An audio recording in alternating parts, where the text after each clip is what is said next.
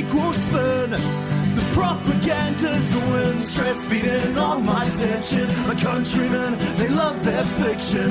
Words upon now, it's made with good intentions. Welcome to 10200, the Politics and Media podcast. We're joined this evening by Kieran Kelly. How you doing, Kieran? Well, I wake each morning with a song in my heart and bring in my stride and a sparkle in my spleen. I mean, you know, the world is just absolutely wonderful, isn't it? We are certainly experiencing interesting times. Yeah. I would say my spleen is not sparkling, Okay. but can't account for taste. Yeah.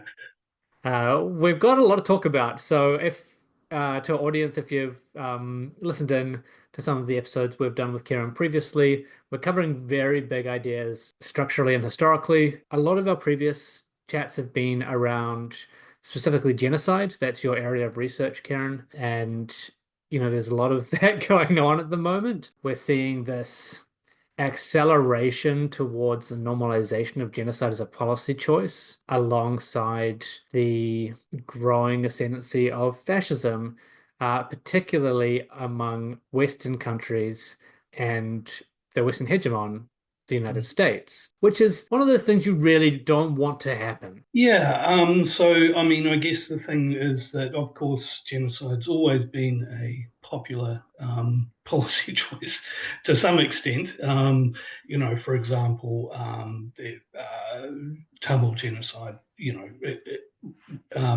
it's not uncommon. And one of the things I think that I didn't mention when we talked specifically about genocide the last time was the fact that as a strategy, genocide works well for imperialist powers or authoritarian powers after minorities because the ends and the means are the same thing. So you're not using a strategy to get to a goal. The goal is achieved by your attack on the other. So even though people often associate it with the idea of extermination, which is of course an end point, the fact is that it more commonly is in fact a way of weakening and dominating a group. So it is a continuous process. And in some cases, that is intentionally maintained, right? As people have had more consciousness about the situation in Gaza and the history of Gaza, and we now talk about an accelerating genocide rather than just saying that the genocide started in the last couple of years, because there has been a genocidal strategy of Israel and the United States towards Palestinians in Gaza for decades. Well, absolutely, and it's interesting to wonder if genocides end. Which I think we mentioned before with regard to like the discriminatory policies against Indigenous people in Canada and Aotearoa and so forth. I mean, there isn't in the Genocide Convention, there is no sort of cutoff point for, like you have to have a declining population or you have to kill so many people or all of these things. These are artificial constructs, as is like the sort of jurisprudence that's built around special intent that we have coming recently, which I discussed before. But that kind of means it is this continual process, and I think that it doesn't end until you really end it. You really acknowledge that this is something that has been ongoing, and you make very strong moves to end it. Of course, obviously this is complete wokeness, and I'm talking about co-governance here, tino raratirtanga and that sort of thing.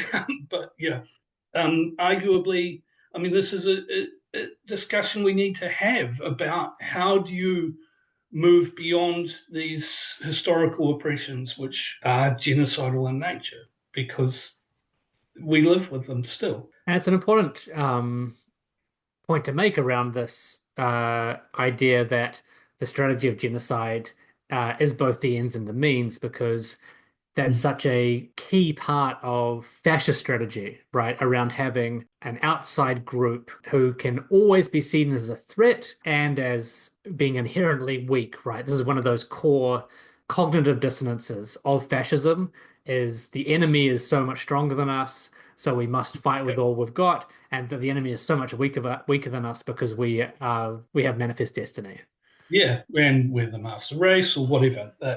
We are strong, virile. Yeah, I mean, this is yeah, there is a definitely a relationship between fascism and genocide, which I fully intend to write an article about in the, in the next couple of months, and we'll forward to you in time. But yeah. That was, that has been playing on my mind. I think it is something as we see this overt fascism come out more and more. I think it is something we need to look at. And, I think that the allure of fascism in a lot of ways is the simplicity of this direct stuff because it's a way of quickly turning the massive ship of state as well. So, we're looking at it rise in the US. And I've got to say that it's been none of what Trump's doing hasn't been building up for a long time, not only in his first, before his first term and then after his first term. These sorts of things were already happening with less drama at a lesser scale. I mean, Biden, for example, it was under Biden that the first person was deported to another country for having tattoos. They just didn't do a big like snuff film about it. That wasn't. But you see like the changes. The horrifying things like kids in cages on the border that happened under Which Trump. That apparently just disappeared for 4 years, right? Yeah, This yeah, has been yeah. one of those real, Absolutely. Yeah. I don't even know how to describe it. Just like frustrating, like deeply frustrating things is when you're trying to talk to liberals or what center electorate voters or whatever, and you're like, it's still happening. Bad stuff happened under Obama, bad stuff is happening under Biden. This is part of a process. It's not unique to Trump. It is a function of the US state and say, oh no, I didn't see it on the news, right? Like, so it can't be happening, right? Like, Alexandria Ocasio-Cortez isn't like standing at the wire fence crying. So it definitely not happening because they'd be there doing that if it was. Yeah, exactly. And that, I mean, the whole US empire has run on the basis that what they're doing isn't really happening all the time. And if it was, someone would be doing something about it because we have Western values and so forth. And yeah, I kind of think that this is part of what's under threat. Their soft power is going because they don't have the hard power to enforce their soft power on people, which means that they can't employ their hard power because it doesn't have the same pathological excuses, the pathological exceptionalism that means that no matter what the US does, and no one since the end of Nazi Germany, no one comes even close in the amount of deaths, torture, immiseration, and starvation, and all of every form of human suffering that has been inflicted on humanity is they have been the biggest purveyors of. And yeah, this is not the way they manage to sell themselves to the world. But it's also the US empire is incredibly because it's balancing this is just the soft power stuff is just an ideological construction, but it is balancing a lot of different hard power things as well. The economic power, the financial power, the control of resources, the military power, and so forth. These all exist in a certain amount of tension from each other, and they require an interplay. And it is very complicated. And there is because it's not acceptable to look at it face on, and there is a This is one of real those really big clues, right? This is one of those really big literature. clues about something like maybe Yeah, not being that great is yeah. how little investigation there has been of its mechanisms. Yes. Yeah. So, I mean, there are some good things written about how mechanisms work from the perspective of the victim countries, you could say, and good things written about the military or oil or these things taken in isolation. But the actual literature of the US empire as a whole is just not there. So yeah, and it has changed through time as well, and it's had to drastically. So, obviously the first transformation was at the end of World War II, starting from like 1944 to 1950, when they started to develop a lot of more global hegemonic aspirations. And they moved from what was called a grand area strategy. Well, they kept a grand area strategy, but they canned one of the grand areas was going to be dominated by Germany, and they had to replace that with Russia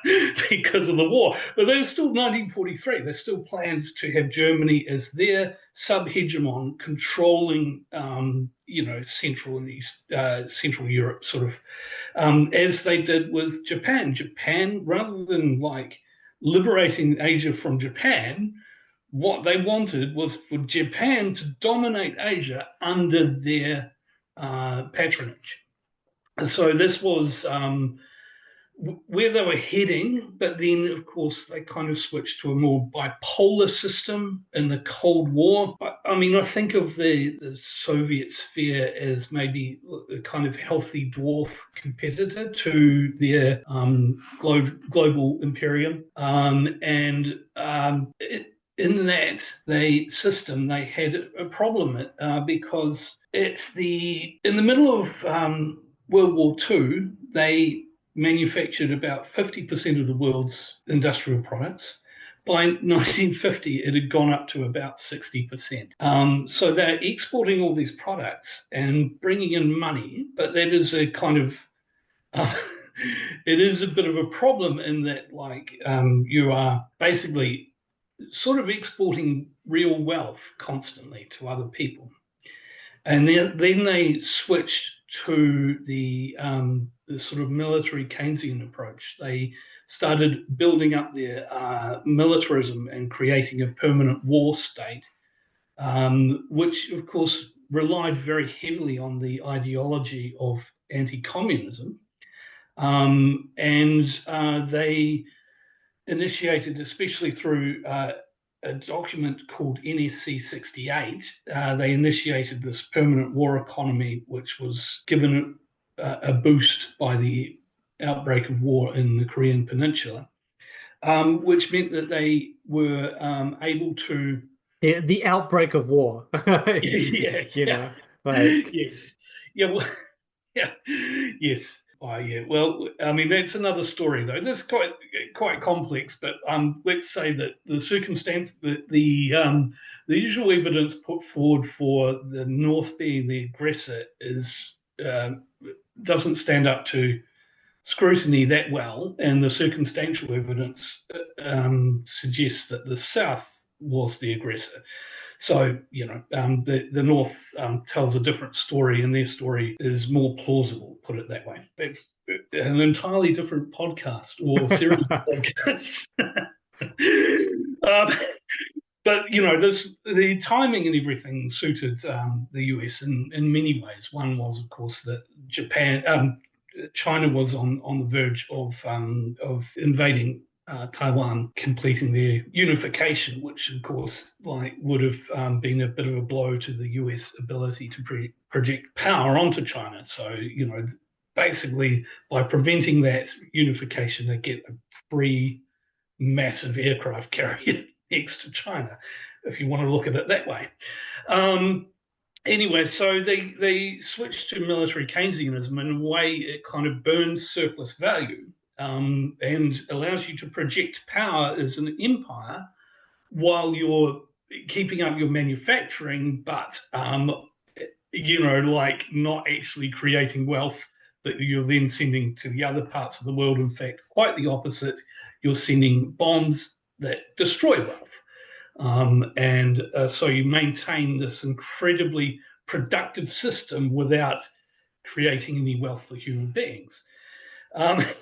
And at the same time, of course, in their own, the deindustrialization actually began in the US in the 1950s, long before it really hit its peak. And part of the motive here is to maintain the social status quo, because otherwise what happens, and what was starting to happen, is that the industrial proletariat, the industrial workers, they unionize, they get higher and higher wages, they start to buy the nice houses and send their kids to the universities. And a problem which got even worse in the 1960s when the bourgeoisie started to turn against materialism, or their children did anyway, and decided that they didn't want to be in the rat race and so forth. So, this is, another problem was the need for deindustrialization to maintain their own status quo. And then, so they maintained, though, the gold standard through this time, and they were selling US dollars.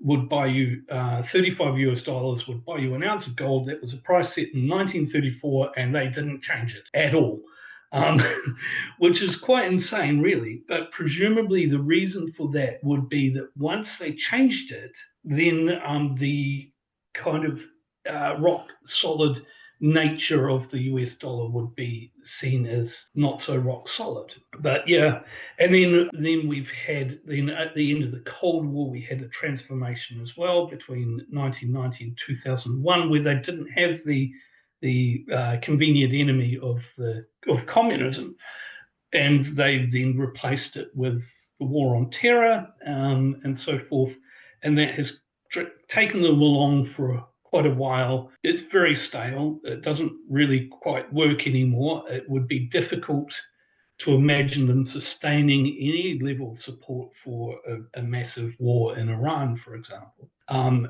Iran would be a massive war. At the same time, they are facing challenges to their hard power, thanks to the deindustrialization leading to industrial, being outcompeted by China. What do you think about the under Biden, the withdrawal from Afghanistan as being like quite indicative of that decision to shift away more materially from the war on terror? Yeah, they just will have at some stage decided the cost benefit ratio has changed. So, like when they first invaded Iraq, I thought they were going to do what they did in Serbia, which is trash as much as they can, then walk off into but they had a greater need there. And so they stayed for a longer time. But essentially, they've done that to Afghanistan anyway. And being able to ensure that your succession program is that the Taliban take over means that you still have an isolated state that is demonized and easily under threat because of whatever excuse you can come up with, because the Taliban do some bad things. And so what about now? What do you see? You've outlined several time periods during which the US restructured and the material and ideological aspects to that in each of those examples. What do you see as the major change occurring in the current day? Well, I think that they are trying to move to a more direct rule thing. They are moving away from the unsustainable myths of US ideological hegemony, and they're basically going straight for fascism, because fascism works, as they say, it changes the ideological bearings very quickly. I think that fascism, we're using the term, and we all have an intuition of why we use that term, but it gets very difficult when you try and look at the way fascism is defined, because there's a habit of trying to understand politics through a political philosophy. So you look at what the thinkers of a particular movement say they want to do, and you say that's what defines the movement. And I think that's probably a bad habit in general, but it is particularly bad for fascism because fascism is really a kind of blend of useful tactics, which that whole ends and means thing is part of it. That's why these sorts of tactics work, is because they don't have the uncertainties of a risky stratagem. They are simply, let's attack our enemies. If we don't have enemies, we make them and we attack them, and so forth. And that's how we gain power. We gain power. We've talked about this previously in the New Zealand context, right, with the ACT Party, which makes a lot of noise about things like free speech and equality. And if you were taking them at their word, it would be much more difficult to say, oh, these people are fascist. But alongside that, you've also see this very clear tendency to attack. If you look at the underlying policies or what's actually happening, you know that what they're purporting to is just outright lies. Their policies are fascist policies, and they have a fascist intent. Yeah, absolutely. I mean, a lot of these fascists identify as libertarians, and libertarianism shouldn't actually be compatible with fascism on paper, but of course really is. I mean, I'm not, obviously not all libertarians are fascists, but there are many of these powerful libertarians simply don't really believe in freedom for everyone. They believe in freedom for them to rule other people. This isn't unusual, or unprecedented. Timothy Schneider, in his book Black Earth, about the Holocaust, he called Hitler an anarchist, which is absolutely ridiculous. But what he was referring to was that kind of rebellious thing. And you can see it in Peter Thiel, that he's the same. He doesn't like other people having power over him, so he doesn't like the government. But if you put him in charge of the government, then he loves the government. He wants to be the government. He just, It's so anti-authority, right? Particularly anti-authority over me. Yeah, exactly. Not actually anti-authority at all. So and the ideological slipperiness of fascism is written all through their history. So you get the British Union of Fascists was, by the standards of the time, radically feminist. They had a Pankhurst in their ranks, and the Falange in Spain were incredibly misogynistic. In fact, one of the stories that isn't really told that well is how terrible the fascist regime was to women after it took over. You could look at the Nazis and sort of see aspects of both in them as well. I think a great exemplar is the fact that the Nazis, the name comes from National Socialistisch, so socialistic, not socialist, socialistic. It's funny how often that's used as an example. National socialistic consciousness. They'd always talk about it, but they weren't necessarily talking about anything nationalistic or socialistic at all, because the term meant them. It was just a circular reference, and not a tautology. We believe this, therefore it is National Socialistic. So it's an empty signifier in the end. And that's very typical, I think, of fascism, of where it goes. They can write as many books about their philosophy or whatever, but it is just, in the end, it's might makes right. You obey me, sort of thing. A lot of people, of course, is I obey the leader. They like that. It appeals to people who want a leader as well. But yeah, and a group identity, of course, as well, in a sense that somehow by having the strong leader, they are stronger. And a lot of that maps directly onto what we're seeing happen now, obviously. Yeah. I think anyone listening to that description of the way that fascism can kind of it'd be a slippery ideology, despite having some very clear precepts, can look at what's happening in the United States right now and go, oh, okay, Like that's Yeah, pretty simple, but I think actually. it also, yeah, I think it also like, people see it on one side of the aisle, but that sort of leader worship, that cultishness, is pretty common to Western politics. You know, I mean, of course, so-called democrat electoral politics has always had cults of personality and stuff like that. But it really, I think it is. I think it's much stronger now than it has been at times in the past, because I think of the sophistication of communications technology. And Well, one of the really irritating examples of that has been the Western applauding of Macron for playing 5D chess or whatever for beating out Le Pen when it was very clear that it had and it was revealed later that it had meetings with the far right. That it was not his idea to step aside in some of the electorates. It was had been actually that his prime minister had said, no, we are going to try and stop the RN, the Le Pen's party. And Macron was actually happy to do a deal with the far right. And yet, Western liberals and politics watchers following the 2024 election in France were talking about, oh, what a great statesman Macron is. He's seen off the far right again. And it's like, what is going on here? This is actually the closest to Le Pen winning that she had come.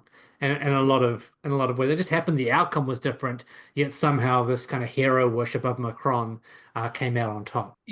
part of me thinks that fascism is eternal, especially in elite circles. And then you look at 1984, it's sort of implying that sort of thing. Uh, these people they're all very much caught up in mythologies, and there's a whole system of propaganda is aimed primarily at them, not at Mhm. not at, Joe Lunchbox or whatever.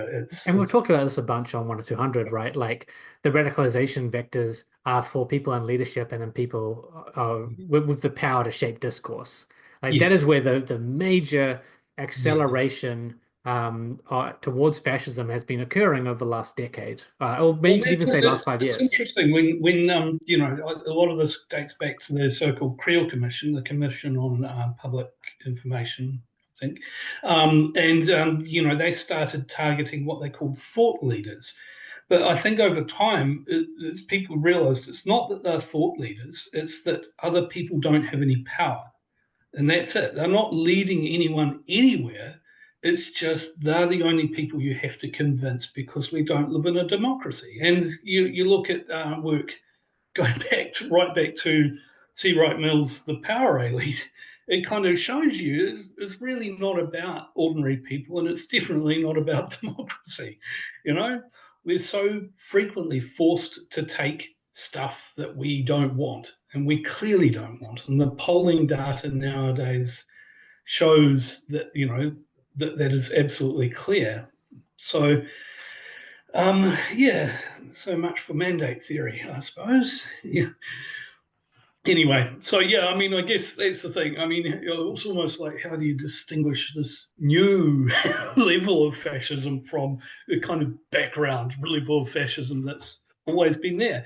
And another thing is, of course, we should always bear in mind that if you're on the periphery of empire, it's not like the fascism is like subtle, if you're being lined up in front of a ditch, and like say the Bordeaux League massacres in Korea, like if hundreds of thousands of people, or at least tens of thousands, between 100,000 and 300,000 people were massacred in mass executions, why commanded by US officers, call it, why would anyone hesitate to call that a form of fascism? And I think that's, in a way, this is also fascism coming home from Yeah, we've talked where about the it's, imperial boomerang, right? This is like yeah, because I think if you've spoken to anyone from the global south of the last 100 years, the US is already seen as a fascist state for Yeah. how it acts abroad. And Absolutely. it's been very clear for a long time. Yeah, and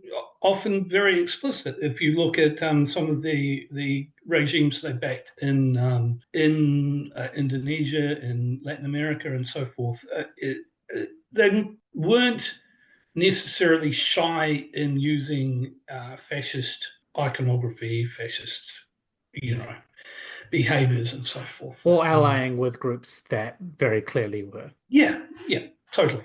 Yeah, yeah. So that's just some of the historical framework for what we're Yep. talking about. What is Trump doing right now Well, that sets these alarm bells off for you? I mean, I think that, the way we see the scapegoating coming in, Almost immediately. oh, absolutely. And again, this is ground that's already been sowed, you know.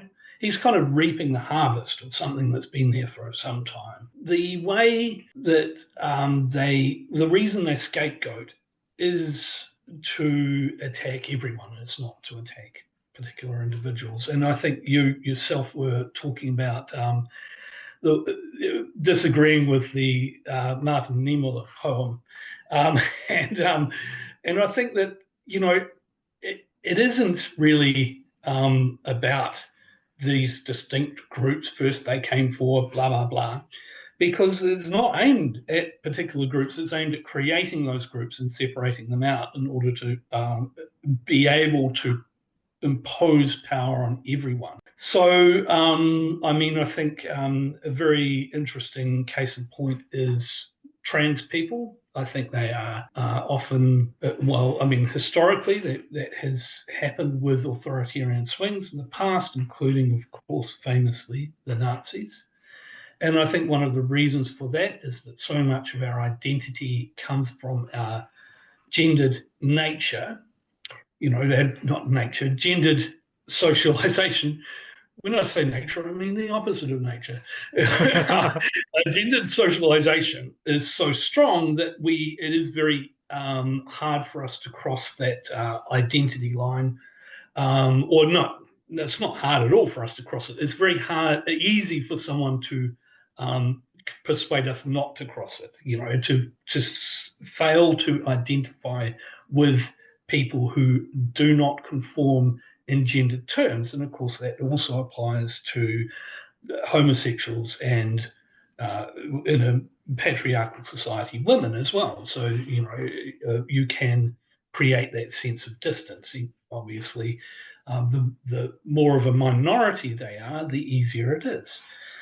But the point is that, like, you're doing this to a demographically insignificant minority who you don't gain anything by persecuting them directly. What you gain is that you get the right to judge people on their gender. You have to say that this is of interest to the state, and we're going to have this policing power over people's bodies.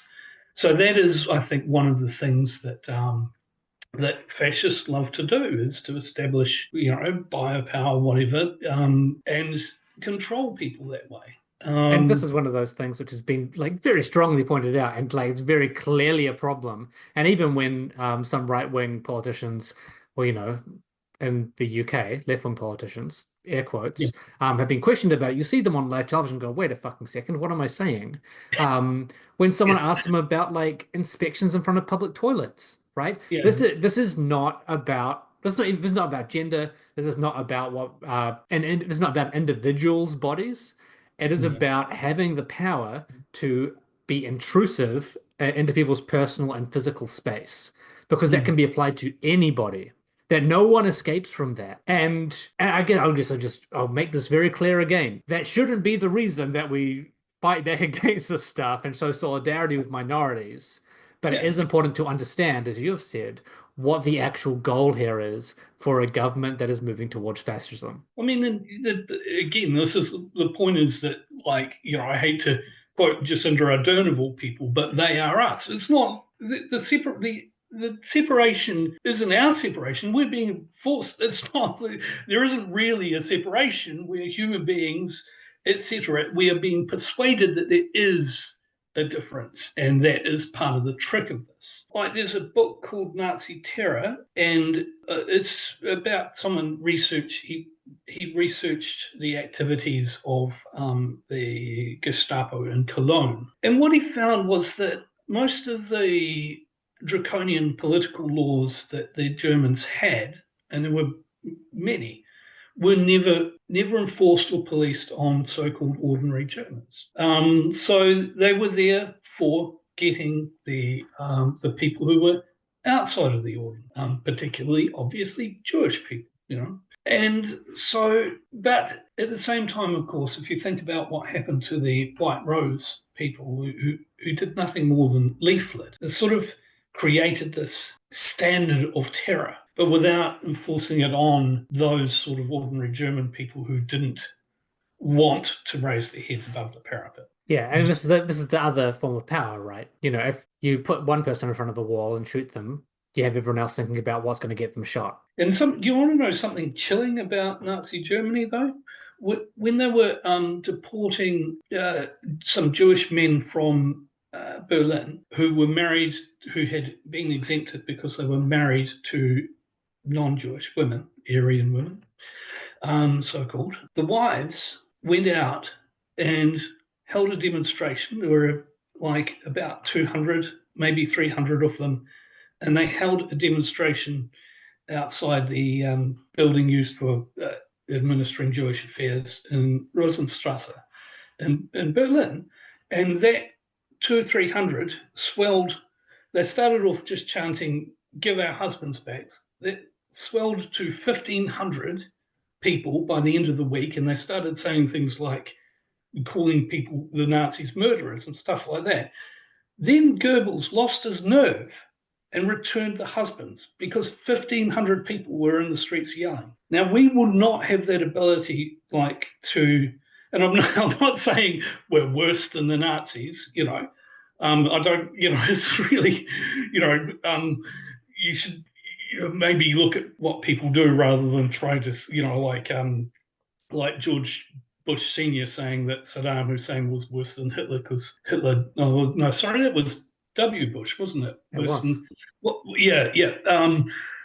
Saddam Hussein, Hitler didn't use gas, which is quite ironic, but he meant gas on the battlefield. But of course, it's also just really fucking stupid thing to say. But the idea that you can, like, say someone's worse than Hitler, and I do see this said about Israel now, because of one particular thing that they did or did not do, is kind of a bit dumb. But my point is not a moral one. My point is that they didn't have that level of control over their society that our regimes do now. And that is kind of scary. So, yeah. And I guess the other side of that is that the stretching institutions, right? So the universities in the United States being a key site of punishment for pro-Palestine voices is just absolutely absurd. Yes, I mean, and that's, you know, another thing about, like, fascism loves to control the story as well. Like, so, you know, they are. They obviously brutalize dissenting voices, but again, this is quite part of a broader scheme to control all voices, you know. And clearly, I mean, we've seen something's happened, for example, in university administrations over the past few decades, where like the people of conscience have been replaced by the pod people, or whatever they are, the creatures with worms in their brains. Whatever the hell it is happening. The simple rules are no longer, no longer being followed of academic freedom. And often I'm thinking that, like, the Harvard exception, the seeming Harvard exception, is a bit of what would you call it? A con job. The US is kind of lacking in, I mean, its hard power collapse, or, you know, it's not, I mean, it's not, it's collapsed so much as it's the bubble nature of its hard power at the moment, the fragile nature and the visibility of that. is eroding its ability to control narratives through traditional, long established, we are the best, we bring democracy, blah, blah, blah, blah. And, the fascism comes in, and just part of its nature is to rewrite history. So obviously, if you look at, like, if you read about early Zionists, there were a lot of fascists amongst them. And it is no coincidence that they come in and they start destroying ideological sites and so forth. Archaeological sites. Both. Freudian slip. Yeah, both. So this is part of that sort of thing. Is you're not at home to the truth or open debate. You believe that truth is established by power, not the other way around.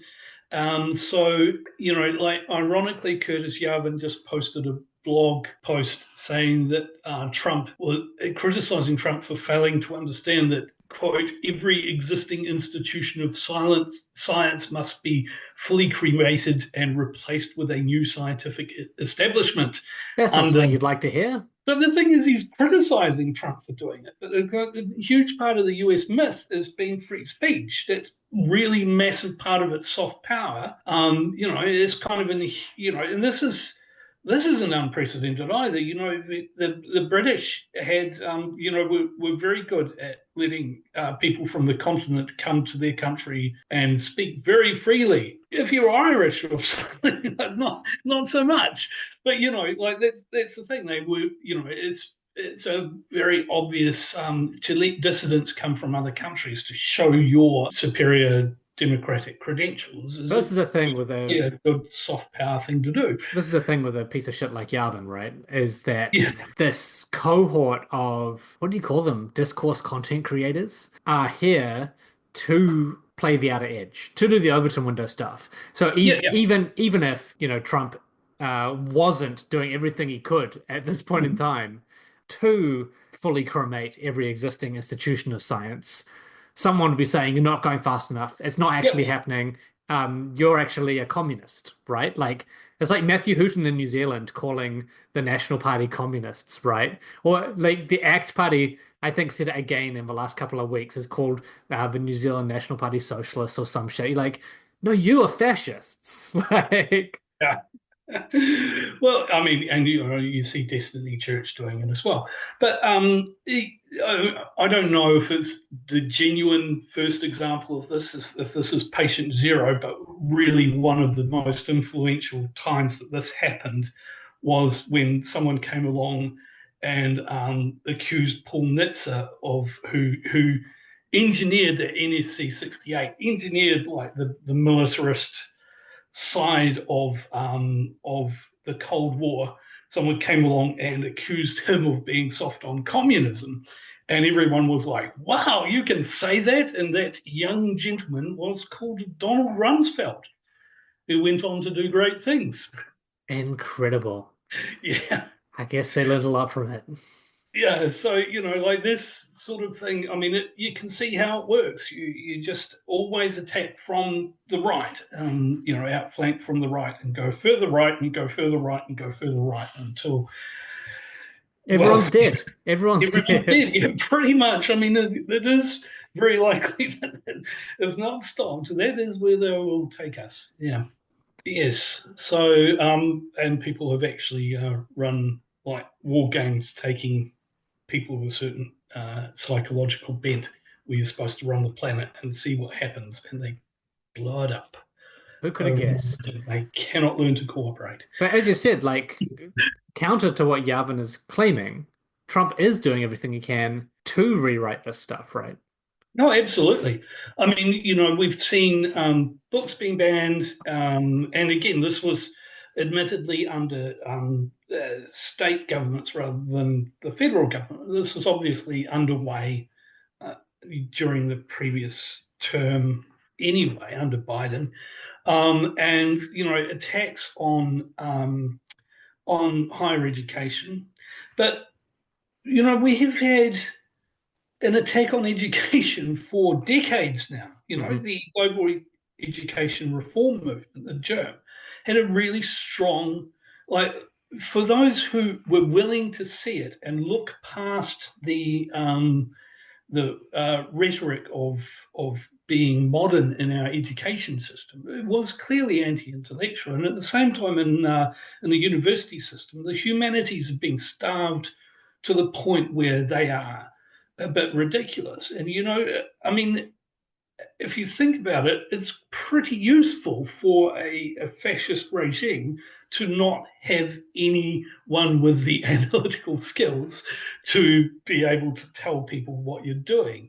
So yeah, and we look at some of the things like the Department of Defense website stuff, which you've probably seen in the news a bit.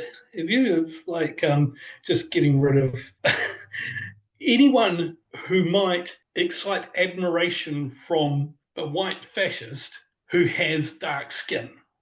And that's a pretty, it's interesting, like getting rid of the first African American Medal of Honor winner and so forth off their website and stuff because they're trying to get rid of DEI. It's insane, but well, except it's not insane. I mean, if it were taken on the surface, it's insane, but it's actually very scary. Well, I think just last week, there was an infrastructure program removed as DEI, which was to stop problems with wastewater and pollution in a community that was 76% black. Yeah.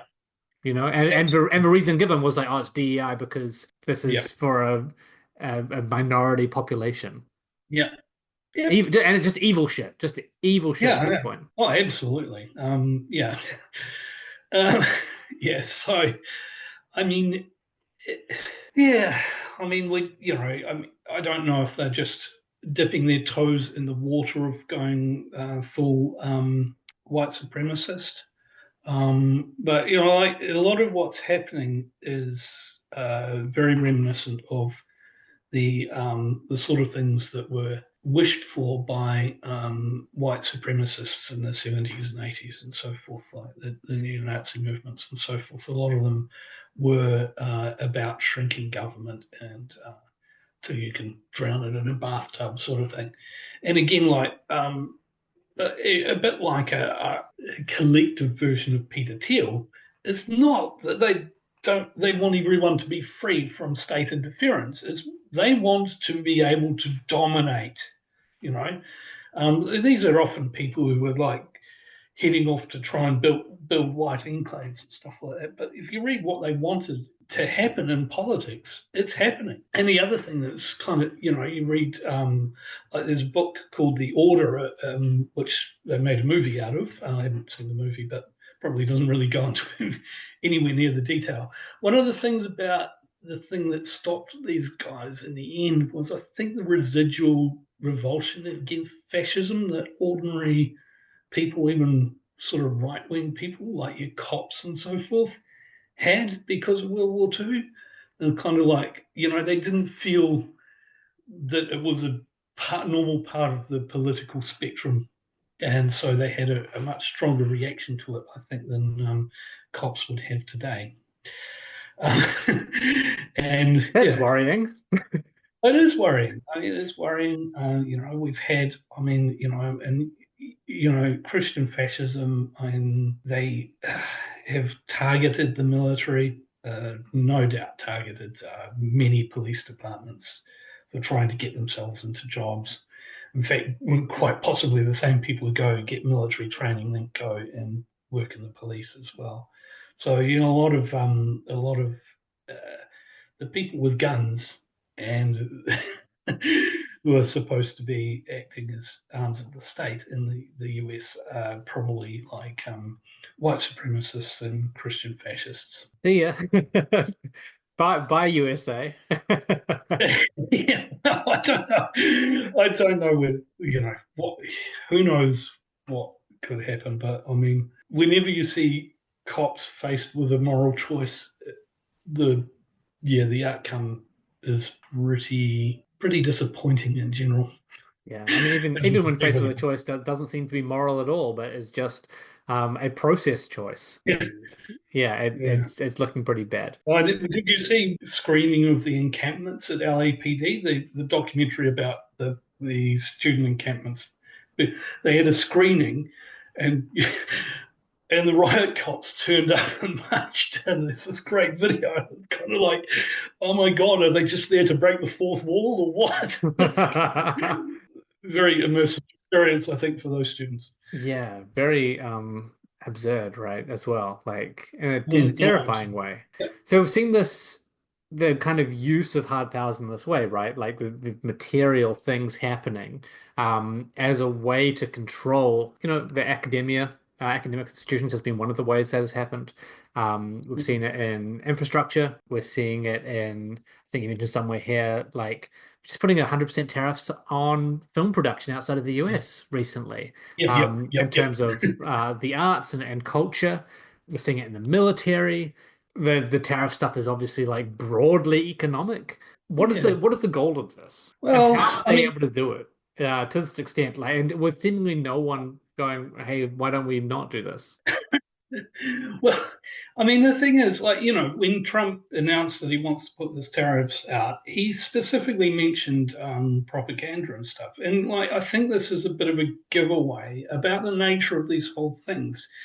He is like, this is a massive sort of fishing exercise. He is trying to get people to come back and offer all sorts of shit, and he's trying to say, I mean, that's at the moment, they're like the rich kid who can threaten to take home the ball if they don't win the game. And Trump is the perfect front man for this. As you can imagine, he's like a spoiled brat. But this isn't about him. This is the fact that he is the perfect person to do this job, really, because it would have to be done anyway if they want to retain global hegemony or hemispheric hegemony. Because if you think about like the designs on Greenland and Canada and Panama Canal, that really sounds like they're trying to retrench to the Western Hemisphere a little bit. I mean, who knows whether that's true or not, but maybe that's their plan B. But so they are kind of putting it out there. We've heard back from negotiators who've gone to negotiate trade deals. And I think it's Europe and Japan have gone to them so far and come back and they said they'd gone to the US negotiators and said, well, what do you want? And the negotiators have no idea what they want. They don't, and that's, I think, part of this is by design. It's meant to be that they're trying to panic people into, giving them ridiculous deals. I mean, I think, this is where the background in organized crime might come in useful because it's about using that clobber now, not to do like, not for business as usual. This is about threats and intimidation. And I don't think that the way. I mean, feel that like the US felt that they could use their tech supremacy forever, which is a bit ridiculous because anyone could predict that like China's closing the gap to the point where it's going to be non-existent. I mean, they're the people who make the bloody stuff, but they seem to have thought that the AI thing would give them some sort of superpowers, and that's not really going to happen. It certainly might be useful in creating a dystopian hellhole for your own citizens, but it's not going to give you imperial power projection, and a lot of these businesses, like I think on the live stream, Jenny mentioned that a lot of these businesses, globally significant businesses, are only there because they are part of the US and they've often been given a lot of subsidies and a lot of they're closely linked to the state. Again, ironic for these so-called libertarians to be sucking at the teat of the bloody state so much, but of course they quite rightly understand it as drinking the blood of the poor, probably, because that's what it is. And that's what Peter Thiel does best, right? Yeah, exactly. So if you look at Tesla, right, and you can see the world needing to move towards electric cars, or there being a market for it at least. And it seems rather like Tesla was meant to be the Apple of electric cars. That has been forced down people's throats. The Apple or the Netflix, whatever, the Uber. So there's a lot of this guerrilla marketing shit that goes on with these things. You see how much it's mentioned in Hollywood. I would just get an Uber, remember Netflix and chill? I mean, how fucking embarrassing was that? And everyone's like, oh, my iPhone, I can't live without my iPhone. It's insane. Sometimes the products are good, sometimes they're overpriced and vastly inferior. And most of the time, they are incredibly dangerous to democracy and human well-being. Um, and of course, we also have lovely companies like Palantir and the prison companies and the arms manufacturers and so forth. But you see them starting to fall to bits because it is a decadent country and it's full of bloat and corruption. And you look at something like Boeing, it's a bit ridiculous that it's self-made destruction in some ways, but then again, it's about the contradictions of that society, the society that can't really. It's kind of like they're facing the same situation that in the 50s they had to deindustrialize, so to maintain the social order. They have to maintain this vast disparity of wealth. Partly, I'm not an economist, but partly I suspect because there are far too many US dollars in the world. And to maintain their value, they have to concentrate them in their hands because it's all electronic and perhaps a little bit fictitious. It has to sort of be concentrated into the hands of billionaires more and more and more because there isn't really anything to back it up, So they don't want that to collapse. And of course, at the same time, they're suggesting that the Chinese should lower the value of their currency increase the value of their currency. But of course, if they do that, then they become the biggest consumer economy. And you can't win that way either. So you can't get your competitive edge back by depreciating the dollar. They're in a bit of a bind. And again, what have they got lying around? Well, they've got fanatical patriotism, lunacy, and a lot of weapons. So they mean to use them, and the ability to crash the world economy. If people don't, again, that's taking the ball away a bit.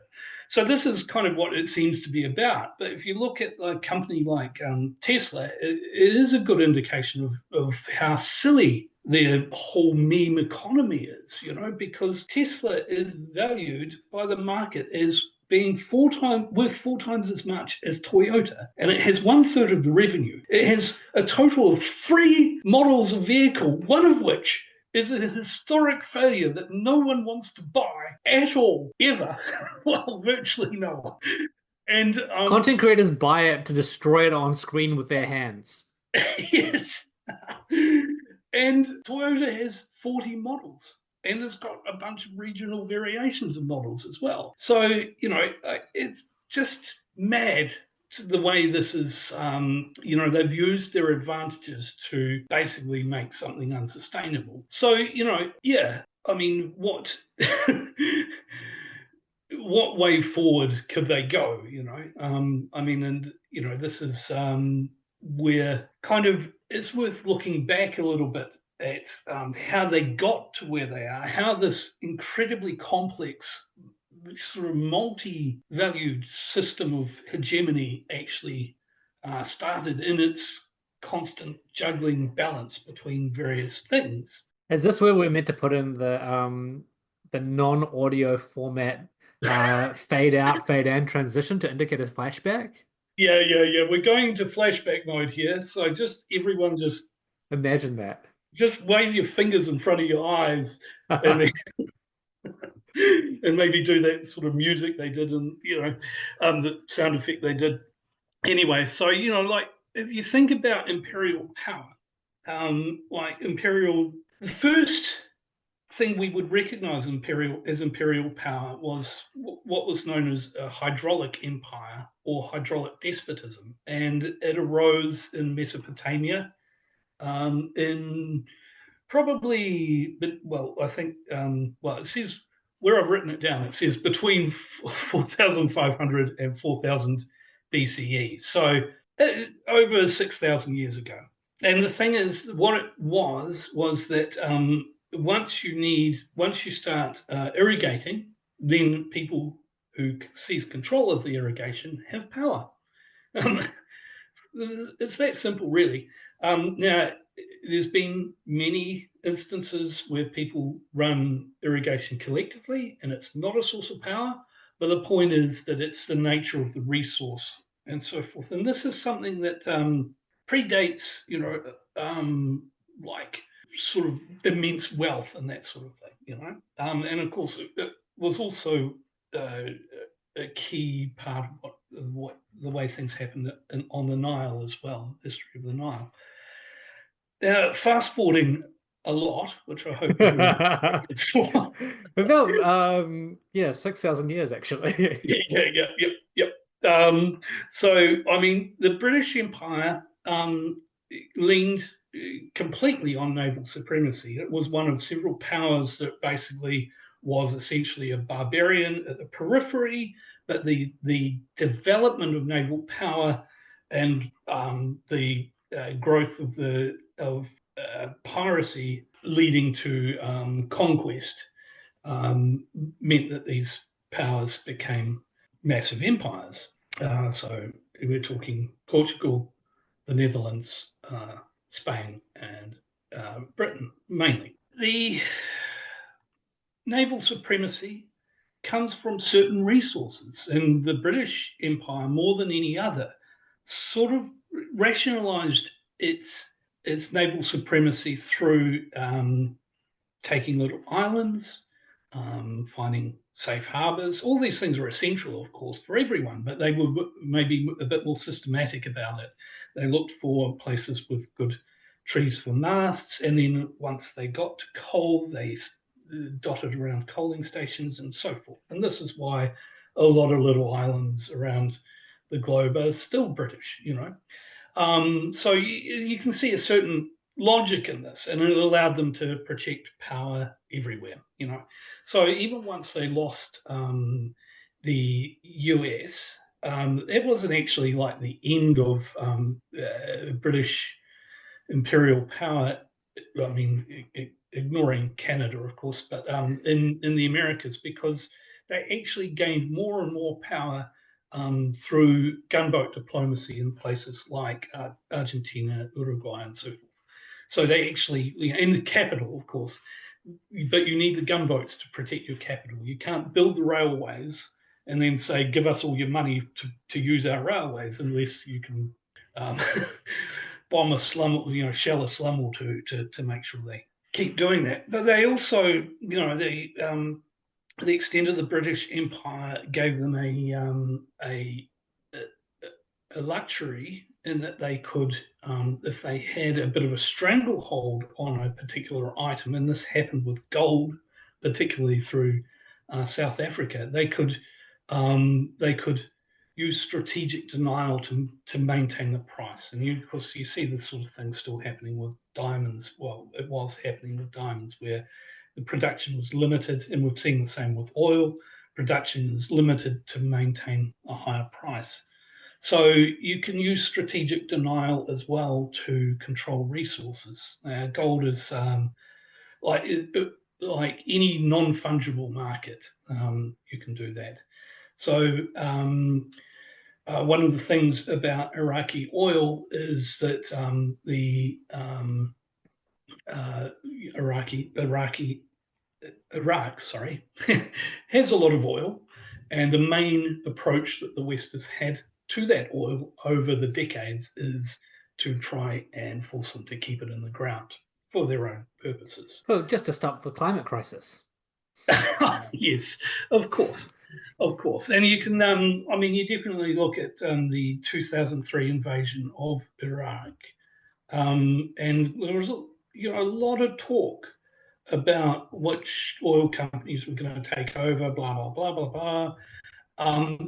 Which is, again, we go back to means and ends. Of course, that's like a goal you might have, but if you want means and ends to be the same, what you do is you make sure you've destabilized oil supply in the Middle East and keep that oil in the ground. And what happened? Exxon became shot to being the most valuable corporation in the history of the world at the time in a very short time without any access to any Iraqi oil. It was merely the act of keeping it, destabilizing the region, keeping it in the ground, forces up the price, and all of the oil companies made massive windfall profits. But also, this, of course, maintained the US ability to dominate the oil markets, which we'll get to in a second. The thing with Britain was it became the global hegemon, not undisputed, not a unipolar sort of world, but it had most of the manufacturing power, it had the expertise, it used a free trade system to ensure that it didn't have any rivals who could build up manufacturers to compete with them. So basically, they had a bit of an ideological component there in the economics of David Ricardo, who said, if we make manufacturers and Portugal makes wine, then they should give us the wine and we should give them the manufacturers, and they shouldn't try and manufacture things because they're better at growing wine than, so forth. It's an interesting little mathematical exercise taking place in somewhere nothing like the real world, but very useful politically. But some people didn't like it. For example, the US Treasury Secretary called the British policy that they wanted to do as I say, don't do as I do, because they wanted the US to get rid of all sort of subsidization and protectionism in their own economy, while the British were still using it wherever they could. They just spread free trade ideology at the point of a bayonet wherever they Sounds could. very familiar. This sounds very, very familiar. Yes, it does. But the places they couldn't spread it, particularly Germany and the US, outcompeted them in industrialization, partly because the British Empire over time had developed these vested interests. It had developed a level of decadence wherein, it would have threatened the social fabric to maintain the sort of dynamism that they had early, if that sounds familiar at all. We know by the end of World War I, they were so much in hock to the US that they had effectively become the junior partner in what was increasingly becoming there was still, there was even a bit of dispute over oil between Britain and the US. So they weren't entirely in lockstep all the time. But at the same time, under League mandates, the British Empire grew to its greatest extent ever. And there was a treaty, a naval treaty in Washington that secured a kind of naval supremacy because the US, the UK, and Japan agreed, with Japan not being at all happy about this, that there would be a ship ratio of 5 to the UK, 5 to the US, and 3 to Japan of all these sorts of ships. And they were all given, it was an arms limitation treaty, so there was limitations on tonnage and all of that sort of thing, supposedly to prevent an expensive and dangerous arms race. But the British managed to maintain top spot in that, which is quite an interesting thing, given that it was a hollowed out empire at this point. So After World War II, the US faced three different sort of things in order to maintain a global hegemony, and that was the kind of domestic social structure, the international economic system, and the international military strategic system. And so that going forward from World War II, all of their solutions tended to try and combine at least two of these things in one, so that they kind of kept these sorts of balances. So we had the Bretton Woods system that set up the gold as reserve currency and set up these basic structures of free trade, which were developed later, of course. So they ended up, as I said, in a situation where they're exporting everything and importing money.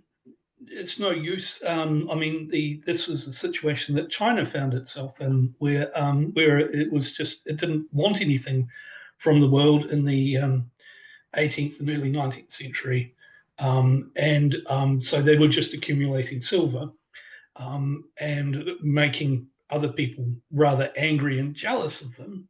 And of course, the solution in the end was opium and wars, But so the US is facing that sort of situation as well.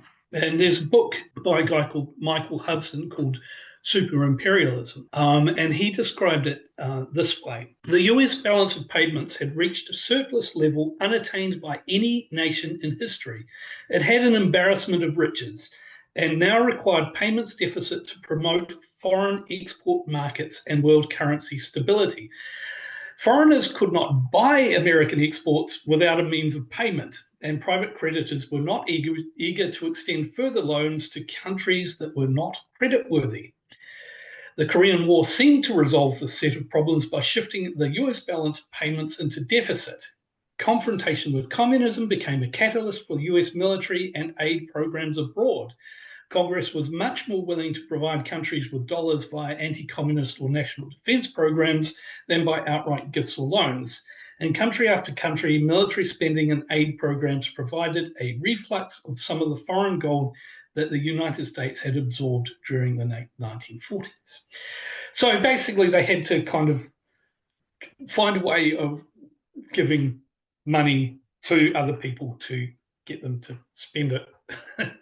It's a bit ridiculous, but as you can imagine, like if you're the richest country and you provide all the goods and people are going to run out of money to buy them from you. And I think it's worth noting as well that the particular kind of people who are the biggest anti-communists, right? Yeah.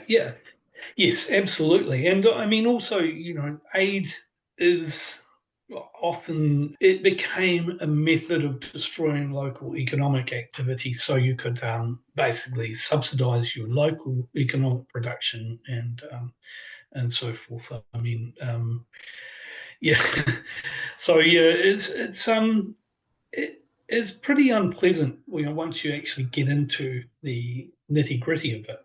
And of course, one of the things about your local anti-communists and getting them to buy your weapons is it helps if they're hated by the local people. It's a self-licking ice cream cone if you actually make them an oppressive ruler with an insurgency to face, hence the need of weapons and so forth, because then they become very reliant on you. If you cut off the weapons, then they end up, in exile or facing a firing squad or whatever. So, it is, these things, again, two birds, one stone sort of thing, these sorts of strategies, tactics, really, that are repeated over and over again. This needed the Cold War to justify its existence. The Cold War was always a kind of a fiction. The Chomsky called it a rickety structure indeed, meaning it was ideologically rickety. So it's not the actual Cold War was rickety.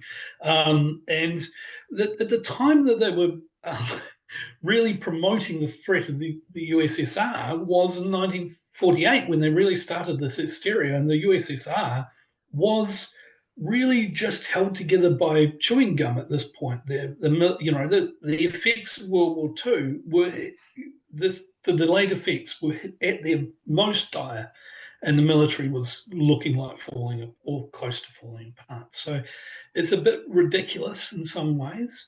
But Dean Acheson, who is underrated as a Cold War fuckface because he was on the liberal side, but was, largely responsible for a lot of the stuff going forward, and immense, huge amounts of blood on this guy's hand. He said that they wanted to bludgeon the mass mind of Congress about the threat. And so he said, in the past 18 months, I said Soviet pressure on the Straits, on Iran, on northern Greece had brought the Balkans to the point where a highly possible Soviet breakthrough there might open 3 continents to Soviet penetration like apples in a barrel.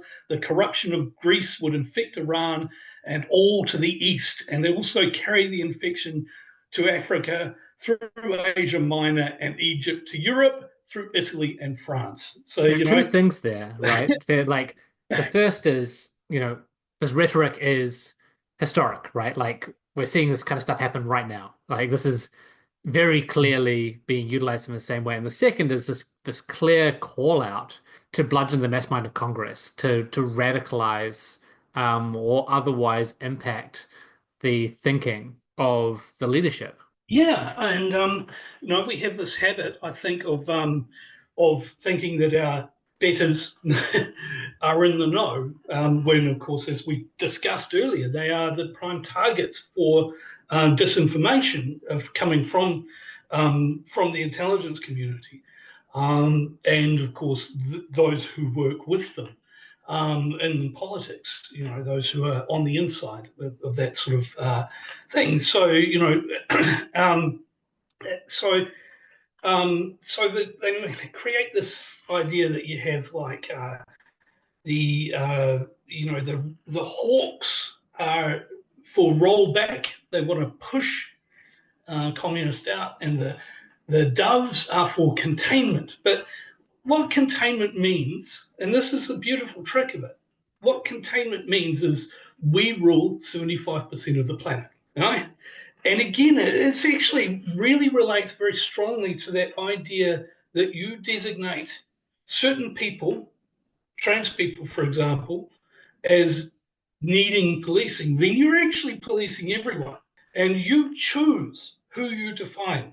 And of course, definitions of what was communist or not were a favorite hobby of the US going forward and their clients. And anyone you don't like is a communist, let's face it, And what's really interesting about the current discourse machine around the stuff, propaganda machine, let's be honest, is that for a lot of the, China's being set up as like the threat to hegemony, to Western hegemony at the moment.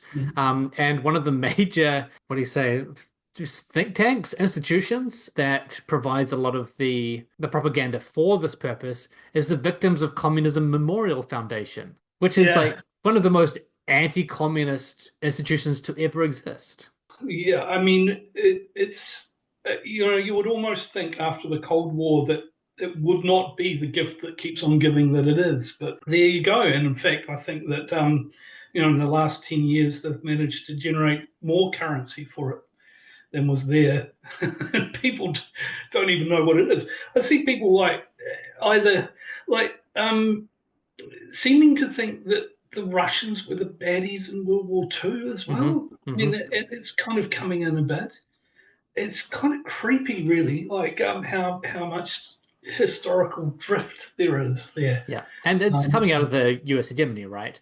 Like when you're the material, the economic, military, but also cultural hegemon, you get to decide what history was, right? You get to decide what the truth was. You get your media entities when they do like D-Day celebration, they cover that, and they choose who to exclude and who not to, right? Or when they're doing the same for covering like the defeat of Nazi Germany or et cetera, over 50 years, during a period of time when, the people who are actually there, who actually experience this, whether on the ground as soldiers, or as people getting the news back home have just been dying off, and that collective unconsciousness has slowly but intentionally been replaced over time by these narrative machines. And if you destroy the all the history departments in the books, it's pretty good. It's a good way of going about your being the masters of the universe type project. Unfortunately, again, we do have to remember that these people will destroy us all if they get the power to be masters of the universe. And yeah, I don't think that their dreams of going to Mars are going to work out that well either. Um, so yeah, but yeah, I mean, I mentioned NSC 68. It was a classified document, and it is full of propaganda. It wasn't for the public. Again, bludgeon the mass mind of Congress, not the people. And we have the same situation happening today, right? With many Western electoral leaders or governments or institutions, etc. And even this even goes as far as media institutions and the administrations of universities. People in positions of cultural or political or material power have a very clear gap between what they believe, like fervently believe, and what the electorate at large believes. And it takes concerted, highly resourced campaigns out of these people to even start to move the dial on some of this stuff. How do you wake people? It's interesting. It's a bit of a conundrum, but yeah, I think that there aren't enough. There are clearly no breaks to the ambitions of the current crop of fascists, and there will be a renewal coming. One way or another. Yeah, how awful things have to get before that happens, I don't know. But I mean, I wonder when the way we're talking could be taken as seeing China as being a bit overly complimentary to China. And I'm not saying that China's perfect or whatever, but it is in a position. As you said, the global South needs to act. Will act. It will. It will. It's going to put an end to this, but also China, and the fact that China's gone to the ICJ and started to be more vocal about what's happening in Gaza, I think is a bit of a first step. And that, and of course, the fact that they're just saying nah to Trump with his tariffs and yeah, do whatever. I don't think we are complimenting them too much. No. Like given the alternatives here as well, right? Yeah, I would like a few more countries to be following the lead here, and I think that is going to happen within the global South, but countries among the West should understand that they're not inexorably linked to the US empire, and once specific material linkages break down, they're going to find, especially over here in the Pacific, that it's actually dangerous. And it is like, and it's an existential crisis to have been linked so thoroughly with US ideology, and to have sought that in the face of what's happening under Trump. But let's get back to the flashback. yeah. Okay, so right, well, yeah, okay. Then we've still got the Bretton Woods system relying on the US dollar backed by gold. It's at a very silly price, as I mentioned before. And then what happens? It gets extra unsustainable because, of course, the next step in this kind of the system that they initiated in with the Korean War is the war in Indochina, and it's very expensive and unsustainable to keep the gold at that level, and you don't want to devalue it, otherwise the dollar becomes normalized, just another currency. So a There was a guy, an oil economist called Walter Levy. He wrote a couple of articles in Foreign Affairs, saying that if there was a 400% in oil prices and you could persuade everyone to do all their trading in US dollars, then you could base the reserve currency on the need to have dollars to buy oil. Now, then in May of 1973, he went to the Bilderberg Group, which, we can talk about now. 20 years ago, if you mentioned the existence of the Bilderberg Group, you were considered a nutcase. But why are you even talking about that? Yeah. So the Bilderberg Group, of course, started by a Nazi. It just so happened, if you consider a colonel in the SS to be a Nazi, Which you should. I want to be really clear. I think you should. A lot of people don't.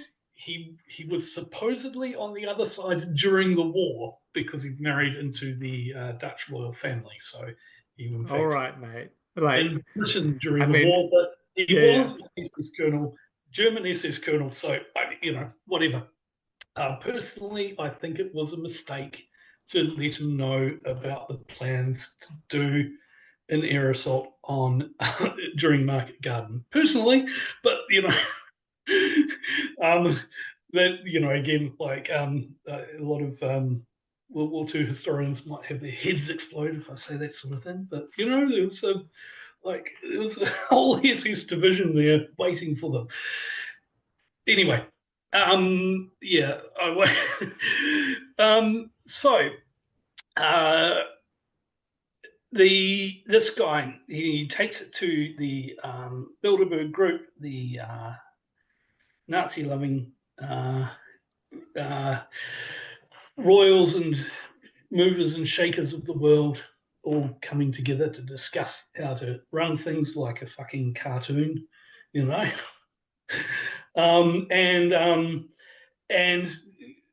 this system came about. Let's just say it came about. So during 1973 was the Yom Kippur War. The Arab countries attacked Israel.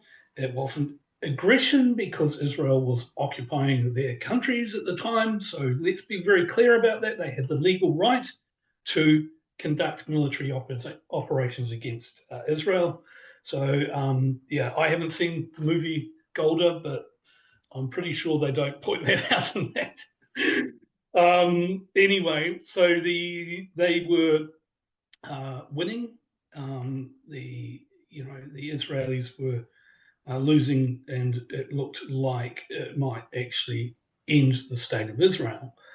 And then the US stepped in and gave massive arms supplies to them.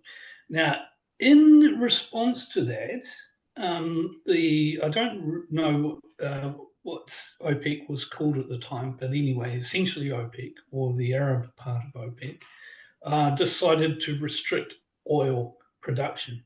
Now, the two countries leading that, because it happened over a period of time, it didn't happen all at once, but the two countries most responsible were Saudi Arabia and Iran under the Shah. And the interesting thing about those two countries is they were the closest to the US. They're both client states of the US. So it is quite interesting that they're the ones doing this terrible, terrible attack against the West, because that's what it was seen as. It certainly caused huge amounts of economic disruption and caused a fair amount of pain for ordinary working class people. But it also made North Sea oil, which was previously uneconomical, suddenly an economical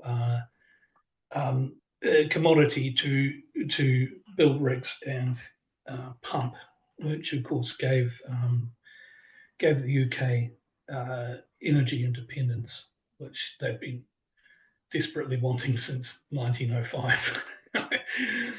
Hopefully the Scots will take it away from them. we can only hope. Yeah.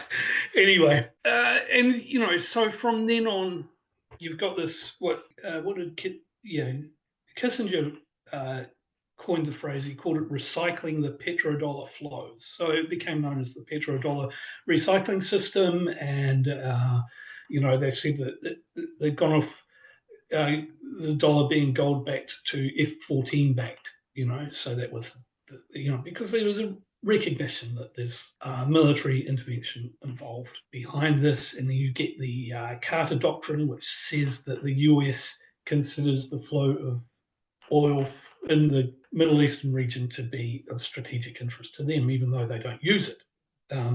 Well, I think that's very telling as well. The US now has higher oil production than it's ever had before. It had reached what was believed to be a peak in the 1960s, I believe. But, it still hadn't declined that much by 1973. And they certainly have never needed Middle Eastern oil for their own uses. It's about being able to control other people's economies. I mean, oil is not, just a commodity. It is a strategic resource. You cannot run your economy on it, but it's also incredibly important for military predominance. So, in warfare, say naval warfare, or it could be like tank warfare as well. Sometimes, like a tiny edge, like extra speed, which you get out of lighter weight and so forth, you can get from using oil instead of coal. Obviously, the reason that they switched was because of that edge can make all the difference. Same as like having an extra.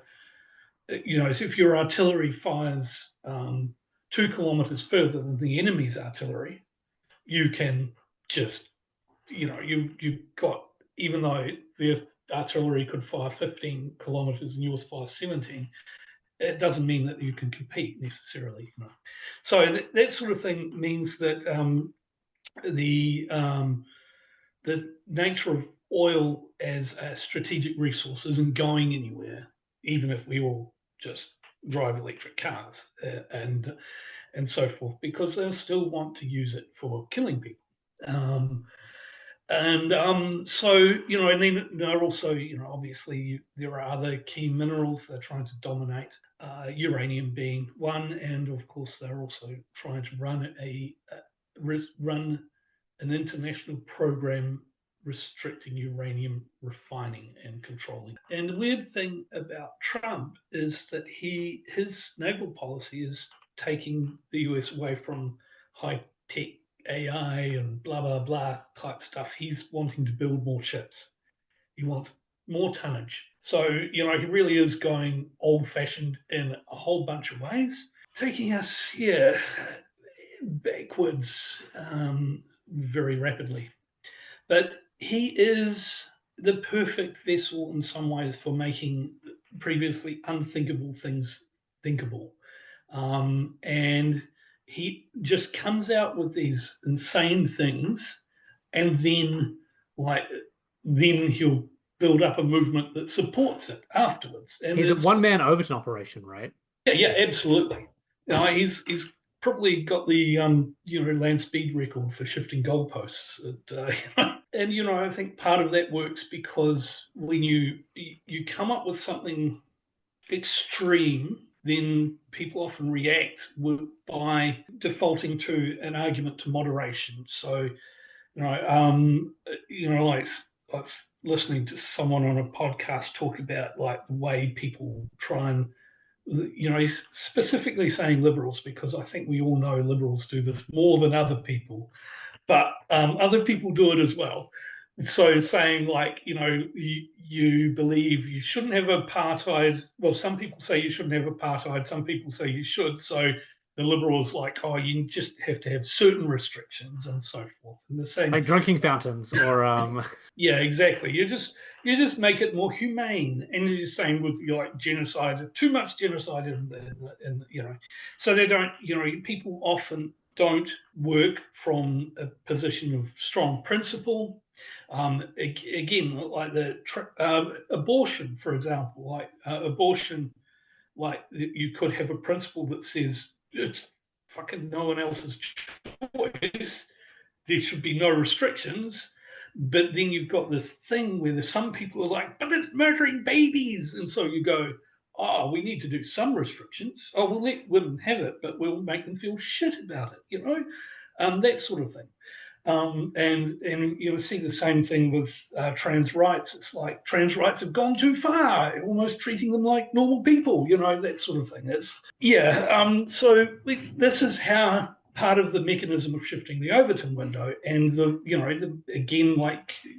flanking from the right just keeps shifting it because of this psychology of once you get people to feel the feels, they kind of fill in the intellectual part themselves, and they rationalize it. They say, I don't know, and blah blah blah.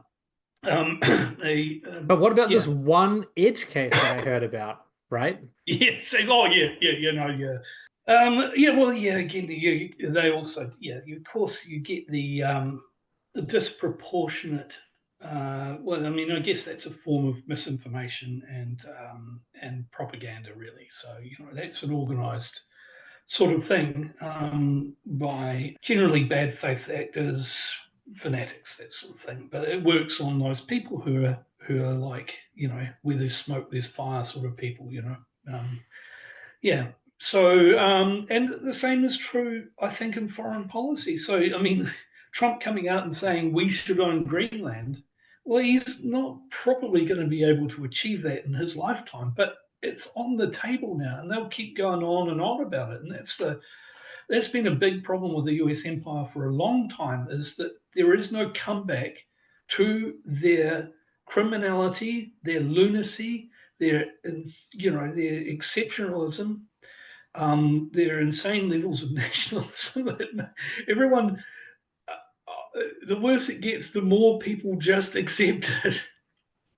And I sometimes watch anti-Zionists from the US talking about Israel doing this, that, and the other, and it's all things that the US did after 9/11, and they're like, they don't seem to be able to recognize in themselves the same thing that the US did. And I feel that it's not just people from the US. I think it's actually spread to other countries as well. So now the overt annexation is on the table. Every time in the past they've done horribly illegal things, lots of aggressions, but they're always, they might occupy a place for 20 years like Afghanistan, but it's always under the pretext that they're not there to rule the place or take it.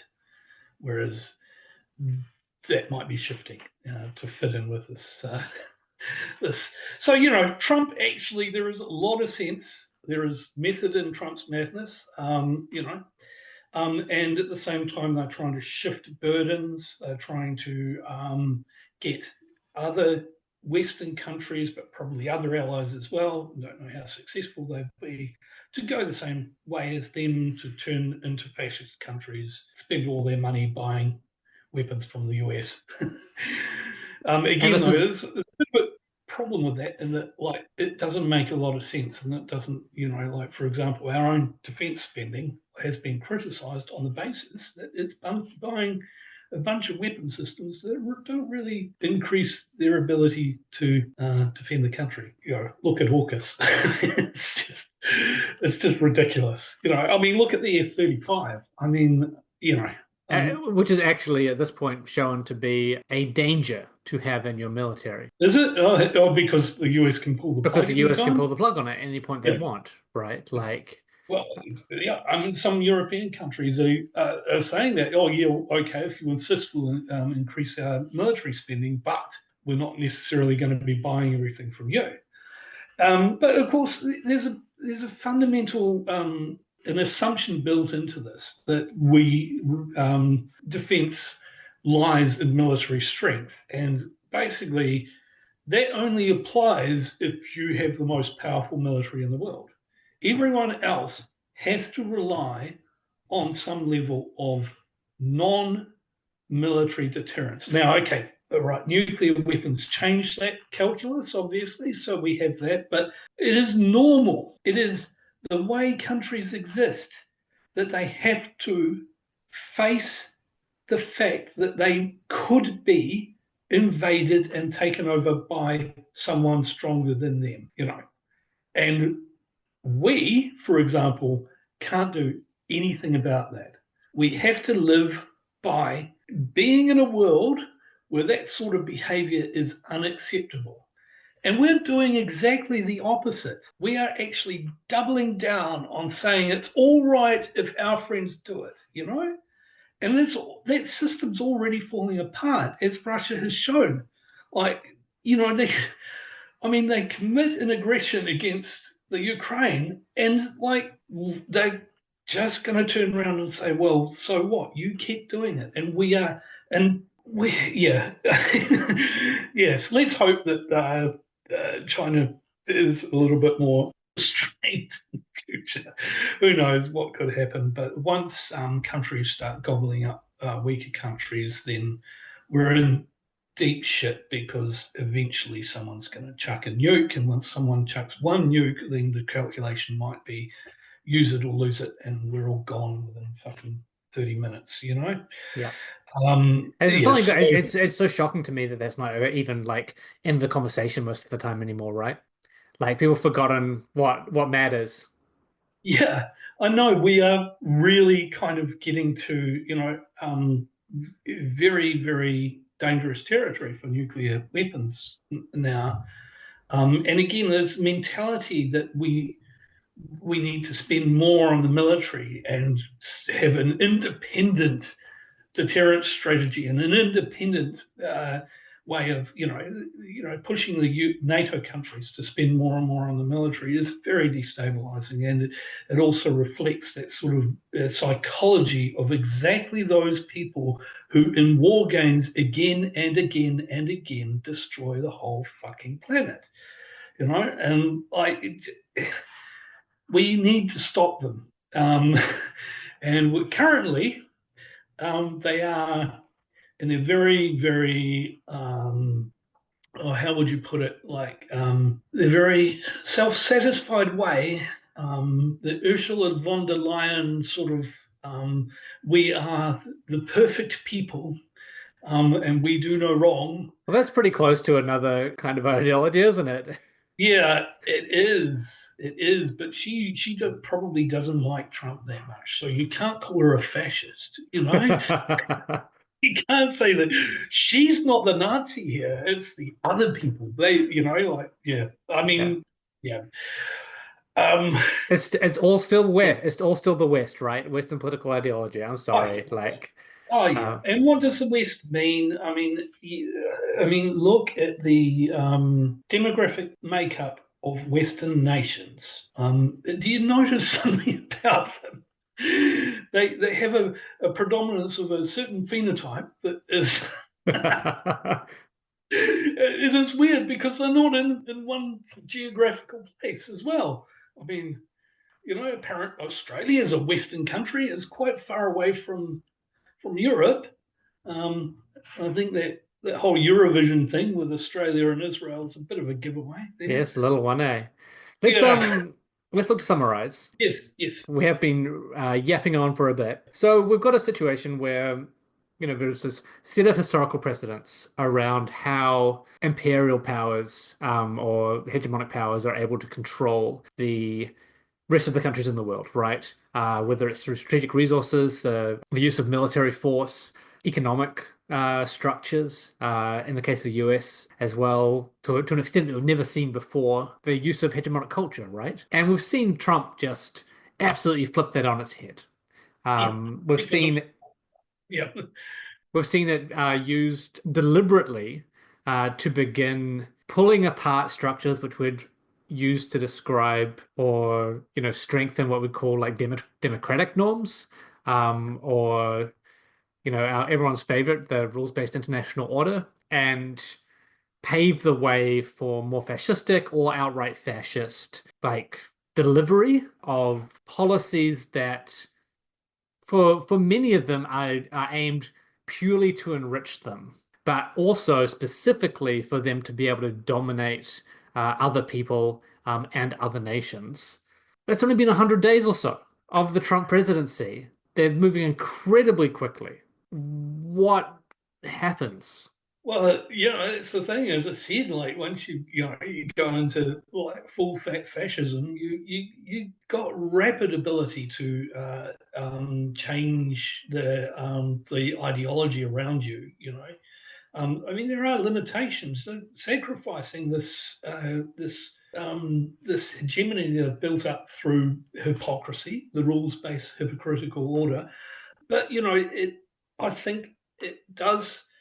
There, there's a obvious need for them to try and grasp what they can while they still have the ability to project power so much, and then grasp it more firmly. And to do that, they kind of have to destroy a lot of the myths that they've had and show the iron fist.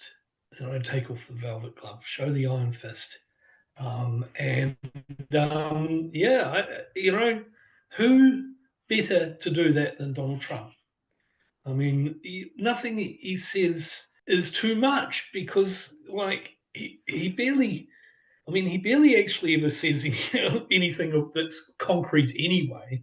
And if he does, he's got such a style that he can always say it was he'll never say it was a mistake, but it will be just waffled about until no one remembers it anyway. Um, so you can just throw whatever you want out there, and he's very good at talking in very vague terms about things that are kind of dog whistly and so forth. But But also being very, very overall, specific. sorry. But Oh also yeah, being, yeah. Oh yeah, it can be very yeah. But then again, like if that doesn't work out, then it kind of goes into the memory hole very quickly, especially because there's this constant churn of new yeah. things, new outrages, new blah blah blah. Again, I wonder if this is like part of this new fascism is the control through this momentum, flooding the zone. And you look at what Israel's doing. They've kind of been, physically flooding the zone with so many outrages that you can't keep up. And it's kind of creates this exhaustion and stuff. So yeah, I mean, I do think that I think that there is a logic behind this, and I think that Trump was uh, put there for a reason. Yeah, I mean, like Nobody it's gets to be US president without that. yeah, yeah. But I think a mistake some people are making is like, oh, but the US haven't, attacked anyone just yet. But what's happening via Israel is direct projection of US power, right? And on top yeah, of that, the US are now actively celebrating their attacks on civilian infrastructure in places like Yemen. yeah. And so it is already happening. That iron I mean, as fist always, the is US is actually. I mean, the US is actually engaged in combat operations all all over the the time. place. Um, they're Yeah. just happier to say it out loud now. And I think a better question that people perhaps should be asking is when does the US attack someone who's meant to be part of their circle, right? Well, I mean, in many ways, they have been all along because they threaten their allies, including even the UK, all the time. Yeah, yeah, When the UK and that said way back in like early 2000s, the UK said that they wanted to build a military presence in space. The US said no, no, you won't. Yeah, no, you won't. No, that's us. We own it. yeah. Full spectrum dominance means full spectrum dominance. And I think that's the thing that people need to understand alongside what is happening with this acceleration towards fascism is that some of those ideologies have existed for a long time and continue to exist, and Mhm. they like significantly penetrate the US psyche. This is not an administration that is necessarily going to be stopped by the good citizens of the United States, right? Yeah. Yeah. If it can be sold to them in a way that meets their base assumptions. Yes, and if they succeed in creating a full-on nationalistic fascist state, then they will probably start invading places. But they'll also probably be dealing with massive economic. So We can who only knows? hope. It's been another fantastic episode. Thank you for joining us, Kieran. No worries. Thank you very much for having me. We half thought about trying to cut this one into two because we know we were trying to get through an awful lot of stuff. Thank you for everyone who's stuck with us through the whole range of 6,000 years of human history, looking at imperialism and the way that fascism operates. Hopefully, there's been a lot there for you to take away and think about. I think the main purpose for doing episodes like this is so that you can see some of these patterns and apply them to things happening in real time and help people to understand exactly why this chaos is happening in the way that it is. Because I think that's been one of the biggest advantages of the Trump administration and of the fascist project across the West is that they're relying on flooding the zone. We mentioned that just before, and just doing stuff that seems completely incomprehensible, and thus paralyzing people. It's a shock doctrine stuff. But once you start to see the patterns and see that there is a historical precedent for a lot of these, that they've been run out multiple times, the people doing them are not making up new stuff. This is really tried and true warfare against the citizens of these countries. I think it makes it a little bit easier to understand, one, what's happening, two, why it's happening, and three, maybe what we can do about it. Any final words from you, Kieran? No, I think you summarized that very well. Fantastic. That's been another episode of 1 of 200. We'll be back on the weekend with current events. You missed us last week because we were live streaming twice in 1 week for the Canadian and the Australian elections. I think the videos are up. I don't think we pulled them down this time, like we were forced to last time. So go and check those out while they're still up there on YouTube. You can catch us on all social media, Blue Sky, Twitter, YouTube, kind of Instagram. But otherwise, subscribe to the podcast, spread it around, let people know there's stuff out there looking at what's happening in the world from a New Zealand perspective, and keep in touch. We'll catch you next time.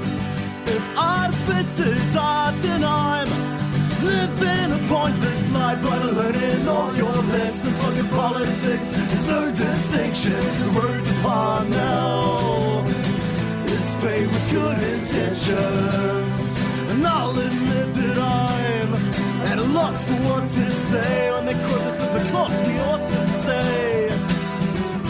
'Cause I live amongst the people every day, and this vindictive, forgetful fucking rain, it feels like we're